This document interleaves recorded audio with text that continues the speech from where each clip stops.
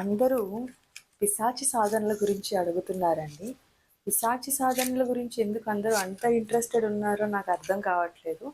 అయితే before talking about positive, మనం ముందు అంటే ఎక్కడ రిస్క్ ఉంది అన్న పాయింట్ ఫస్ట్ మాట్లాడాలి. అంటే ఏది వద్దు అనేది ఫస్ట్ చెప్పాలి మనం. అందుకని నేను ఈ వీడియో చేస్తున్నానండి. సో ఫస్ట్ ఆఫ్ ఆల్, పిశాచి సాధనలు ఎలా ఉంటాయంటే అండి, అంటే మనకి షార్ట్ కట్స్ అంటే చాలా ఇంట్రెస్ట్ కదా, అందుకని చెప్తున్నా. చాలా తొందరగా వచ్చేస్తాయి. అంటే ఇప్పుడు పిశాచి సాధనల్లో చాలా ఉన్నాయి. అంటే పిశాచి, యక్షిని, ఇవన్నీ ఏంటంటే యక్షిని సాధనలు ఇవన్నీ చాలా తక్కువ టైంలో మనకి వచ్చేస్తాయి అన్నమాట. అంటే ఒక 11 డేస్ కావచ్చు, 21 డేస్ కావచ్చు, 41 డేస్ కావచ్చు, అట్లా చాలా తక్కువ టైంలో ఇవి మనకి సిద్ధించేస్తాయి. అయితే everything comes with a price కదా. అండ్ ఇది మానవ జాతి అండ్ కలియుగం. ఈ కలియుగంలో మనకి ఇలాంటి కైండ్ ఆఫ్ శక్తులు కావాలి అది అంటే we have to pay lot of price. ఎందుకంటే ఫస్ట్ ఆఫ్ ఆల్, ఇలాంటి శక్తులు మనం హ్యాండిల్ చేయాలి అంటే ఏదైనా దశమహావిద్య అంటే శక్తి సాధన చెయ్యాలి. అప్పుడే మనం వీటిని కంట్రోల్ చేయగలుగుతాం. అంటే భైరవ సాధనే కావచ్చు, శక్తి సాధనే కావచ్చు, అంటే దశమహావిద్యల్లో ఏ దేవత సాధన అయినా చెయ్యాలి. ఇవి చెయ్యలేని పక్షాన, ఇవి చెయ్యకుండా ఏమాత్రమైనా మీరు యక్షులు, కిన్నెరలు కానీ, ఈ పిశాచి సాధనలు కానీ ఏమైనా చేశారా అంటే, ఇప్పుడు యక్షిని అనగానే పిశాచులు వేరు కదా, ఇవి వేరు కదా అంటే లేదు. ఈ యక్షిణీలు కూడా ఆ జాతికి చెందిన వాళ్ళే. అంటే కామరూపాన్ని ధరించే వాళ్ళకి ఆ పవర్ ఉంటుంది కాబట్టి అంత అందంగా మనకు కనిపిస్తారు. బట్ బేసిక్‌గా వాళ్ళ రూపం గాని అది చాలా భయానకంగా ఉంటుంది. And it's like they are the least beings అన్నమాట అదర్ డైమెన్షన్స్‌లో. అంటే ఇప్పుడు మానవ జాతి కన్నా కొంచెం అప్పర్ హ్యాండ్‌లో ఉంటారు. దైవానికి సంబంధించి లేదా ఇవన్నీ సెలెస్టియల్ బీయింగ్స్ అంటాం. సో ఈ అన్ని సెలెస్టియల్ బీయింగ్స్‌లో, యూనివర్స్‌లో అన్నిట్లో లీస్ట్ లెవెల్‌లో ఉంటారు వీళ్ళు.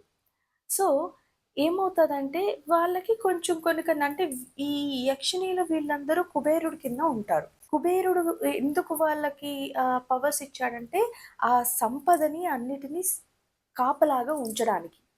అందుకని వాళ్ళకి కొన్ని పవర్స్ కుబేరుడు ఇవ్వడం జరిగింది. అయితే ఈ పిశాచి సాధనలు, యక్షిణీ సాధనలు మనం ఎందుకు చేయాలి అంటే గ్రీడీనెస్. అంటే అన్నీ మాక్సిమం గ్రీడీనెస్ ఉంటుంది.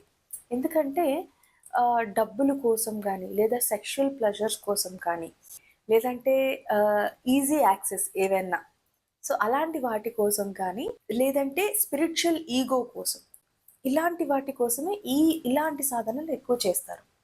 సో విషయానికొస్తే ఇప్పుడు ఈ సాధనలు తొందరగానే సిద్ధిస్తాయి. అఫ్‌కోర్స్ వీటికి కూడా మనకి గురువు ఆధ్వర్యంలోనే చెయ్యాలి. అంతటి అమ్మవారి సాధనలే గురువాధ్వర్యంలో చెయ్యాలన్నప్పుడు తల్లి ఆవిడ. అలాంటిది ఇవి కొంచెం రాక్షస జాతికి చెందినవి. సో ఈ సాధనలు చెయ్యాలి అంటే గురువు అనేది చాలా ఇంపార్టెంట్. ఎందుకంటే వన్ రాంగ్ మూవ్, ఒక్క మూవ్‌మెంట్ ఏమన్నా అటు ఇటు అయింది అంటే అయితే మనుషులు మతిస్థిమితాన్ని కోల్పోతారు. లేదు అంటే లైఫ్‌నే కోల్పోతారు. అందుకనే గురువు ఆధ్వర్యంలో చేయడం చాలా అవసరం. అండ్ గురువు ఆధ్వర్యంలో చేసిన ఇక్కడ ఏంటంటే గివ్ అండ్ టేక్ పాలసీ, అంటే డీల్ ఉంటుంది. జనరల్‌గా మనకి ఇప్పుడు వాళ్ళు మనకన్నా మనమే ఏదో కొద్దో గొప్పో డబ్బులో లేదంటే స్పిరిచువల్ పవర్ ఏదో చిన్న చితక ఆరా సంపాదించేసరికే గర్వం వచ్చేస్తది మనకి. అలాంటిది వాళ్ళు మనకన్నా పై లెవెల్‌లో ఉన్నవాళ్ళు. అండ్ ఎస్పెషల్లీ రాక్షస గణం ఉన్నవాళ్ళు. వాళ్ళకెంత ఈగో ఉండాలి? అసలు వాళ్ళెందుకు మనకి సేవ చెయ్యాలి? మనం చెప్పిన మాట వాళ్ళెందుకు వినాలి? అయితే ఇక్కడ అలాంటప్పుడు ఎలా సిద్ధిస్తాయి అంటే భైరవుడిని పట్టుకుంటాం. ఏదైనా వాళ్ళ కిందే. భైరవుడికి, కాళి, దశమహావిద్యకి, శక్తికి మించినది ఇంకేం లేదు. సో భైరవ సాధన అంటే ఆయనని పట్టుకొని చెయ్యాలి. అప్పుడు ఆయన కింద ఇవన్నీ ఉన్నవి కాబట్టి మనకి సిద్ధిస్తాయి. ఇంకో పాయింట్ ఏంటంటే వీళ్ళని మనం ప్రసన్నం చేసుకుంటాం. అంటే వాళ్ళకి నచ్చిన ఫుడ్ పెట్టడము, అంటే వాళ్ళకి గౌరవంగా మనం మంత్ర సాధన చేసి, వాళ్ళకి నచ్చిన ఫుడ్ అది ఇచ్చి, అలా వాళ్ళకి నచ్చినట్టుగా మనం సాధన చేయడం వల్ల వాళ్ళు కొంచెం ప్రసన్నమై వస్తారు. అయితే వాళ్ళు మనకి ఇన్ని సంవత్సరాలు అని, అంటే ఇది ఒక డీల్ లాంటిది. ఎలా అంటే మనకి ఒక సంవత్సరం పాటు లేదంటే 10 ఏళ్ల పాటు అట్లా మనకి ఫేవర్ అన్నమాట. మనం పిలిస్తే వస్తారు. మీకు ఏం కావాలంటే అది ఇస్తారు. అంటే బేసిక్‌గా ఆ యక్షిణీలు బట్టి ఉంటుంది. పిశాచి బట్టి. ఫర్ ఎగ్జాంపుల్ కర్ణ పిశాచి. కర్ణ పిశాచి ఏం చేస్తది, మీకొచ్చి డబ్బులు ఇవ్వడం కాదు. మీ చెవి దగ్గరకొచ్చి మీ ఏదో ఒక దాని గురించి కంటిన్యూయస్‌గా చెప్తూనే ఉంటది ఫ్యూచర్ గురించి. అలా మాట్లాడుతూనే వస్తది. సో, దానివల్ల చాలా బెనిఫిట్ అవుతారు సాధకులు. అయితే కర్ణపిశాచి అట్లా. యక్షిణీల్లో రతి యక్షిణి అని, స్వర్ణ యక్షిణి అని ఇట్లా కొన్ని, అంటే కొన్ని యక్షిణీలు రతి అంటే సెక్షువల్ డిజైర్స్‌ని సాటిస్ఫై చేయడానికొస్తారు. అంటే ఈ సాధన చేసేవాళ్ళు దీనికి దే కాల్ అపాన్ దెమ్ అనమాట. కాల్ అపాన్ దెమ్ అండ్ వాళ్ళు ఆ టైంకొస్తారు, వచ్చి ఆ సెక్షువల్ డిజైర్‌ని ఫుల్‌ఫిల్ చేసి వెళ్ళిపోతారు. అదర్ సైడ్ ఆఫ్ యక్షిణీలేంటంటే మనీ, బంగారం. ఆ బంగారం మీకు ప్రతిరోజు లేదా ప్రతి పౌర్ణమికి వచ్చి, లేదంటే సర్టెన్ డేస్ ఉంటాయి. అది వాళ్ళు చేసుకున్న డీల్ బట్టి. అది ఆ టైంకి వచ్చి ఇంత బంగారం అని ఇచ్చి వెళ్ళిపోతారు.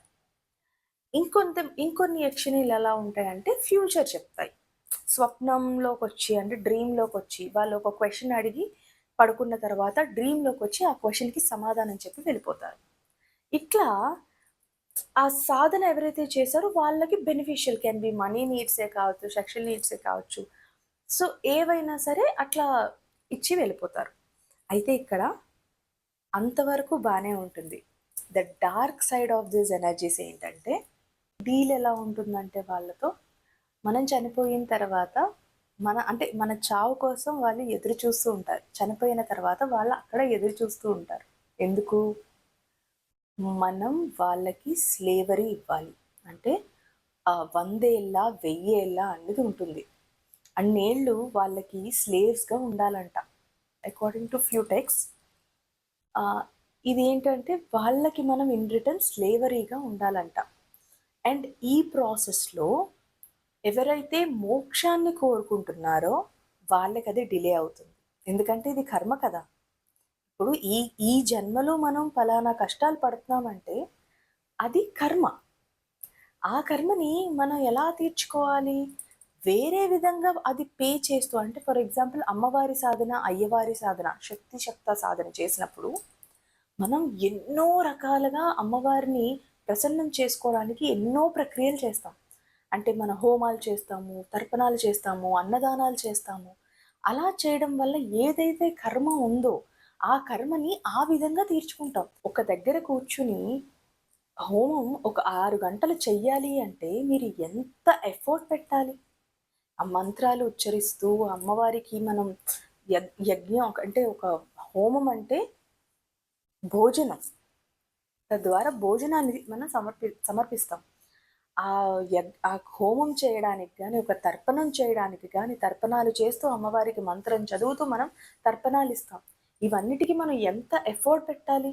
ఆ మంత్రం చదవడం గాని, ఇవన్నీ మనం కర్మని పే చేస్తున్నట్టన్నమాట. We are not escaping. అందుకే మంత్ర సాధన చేసే వాళ్ళకి జాతకం అనేది, అంటే గ్రహాలనేవి వర్తించవు. గ్రహాలు పనిచేయడం ఆగిపోతాయి అంటారు. ఎందుకంటే మనం అక్కడ అన్ని గ్రహాలని ఆల్మోస్ట్ సాటిస్ఫై చేస్తూ వస్తూ ఉంటాం అన్నమాట. లైక్ ఇప్పుడు శనైశ్వరుడిని సాటిస్ఫై చేయాలంటే పేదవాళ్ళకి భోజనం పెట్టాలి. అమ్మవారి సాధనలో భోజనం పెట్టడం అనేది వెరీ మ్యాండేట్. సో, డిఫరెంట్ ద్రవ్యాలతో హోమాలు చేస్తాం. అది కొన్ని ప్లానెట్స్‌కి ఎళ్తది. అట్లా అమ్మవారి సాధన చేస్తాం. డైరెక్ట్‌గా మనం అమ్మవారిని పట్టుకున్నప్పుడు ఆ గ్రహాలనేవి ఆటోమేటిక్‌గా అండర్ కంట్రోల్‌లోకొస్తాయి. సో, ఇలా మనం ఎప్పుడైతే అమ్మవారి సాధనలు చేస్తూ, అంటే ఇవన్నీ చేస్తూ సాధనలకెళ్తామో, స్లో ప్రాసెసే కానీ కరెక్ట్ ప్రాసెస్. ఈ షార్ట్ కట్ ఏదైతే ఉంటుందో, ఈ పిశాచి సాధనలు, యక్షిణి సాధనలు, ఇవన్నీ మనకి అప్పటికి నీడ్స్‌కి వస్తాయి. కానీ ఇన్ రిటర్న్ మనం ఎలా పే చేయాలి? ఎందుకంటే వీఆర్ ఎస్కేపింగ్ ద కర్మ అక్కడ. కర్మని తప్పించుకుంటున్నాం. కానీ కర్మ మనల్ని వదలదు కదా! అప్పుడు ఏమవుతుందంటే చనిపోయిన తర్వాత వాటికి మనం కొన్ని ఏళ్ళు స్లేవరీ బానిసత్వం వహించాలంట. ఇక్కడ మనకవి సాటిస్ఫై చేసినందుకు, మనకవి హెల్ప్ చేసినందుకు మనం వాళ్ళకి ఇన్ రిటర్న్ బానిసత్వం వహించాలంట. అంటే అది 100 ఏళ్ళ, 1000 ఏళ్ళ అనేది అది మీరు చేసిన డీల్ బట్టి ఉంటుంది. యక్షిణి అయినా, పిశాచ సాధనతోనే ఎవరైనా సరే. అందుకే వాటి జోలికి వెళ్ళకూడదు అంటారు. ఈ సాధనలున్నాయి. ఎవరు చేస్తారు? ఆల్రెడీ శక్తి సాధనలు చేసిన వాళ్ళు యక్షిణీ సాధనలు గానీ ఏవన్నా ఇలాంటివి చేస్తారు. ఎందుకంటే చిన్న చిన్న వాటికి అంటే మనం లోక కళ్యాణం కోసం జనాలు ఏదైనా కష్టాలతో వస్తున్నారు, దేనితోనైనా బాధలతో వస్తున్నారు అంటే వాళ్ళకి హెల్ప్ చేయడానికి కానీ, లేదంటే ఇంకా మనకి లోక కళ్యాణం కోసం ప్రపంచంలో ఏదైనా మనకి దేశంలో గానీ, వరల్డ్‌లో గానీ ఏమైనా ప్రాబ్లమ్స్ దేనికైనా హెల్ప్ చేయాలన్నా, దేనికన్నా వాళ్ళు ఇమ్మీడియట్‌గా యాక్ట్ అవ్వాలన్నా డైరెక్ట్‌గా అమ్మవారిని ప్రతిసారి పిలవం కాబట్టి ఈ సాధనలు చేస్తారు. సో దట్ చిన్న చిన్న వాటికి వీళ్ళతో పని అయిపోతుంది కాబట్టి. అంతేగాని వాళ్ళ నుంచి స్వార్థం కోసం ఏమీ ఎక్స్‌పెక్ట్ చేయరు గురువులు.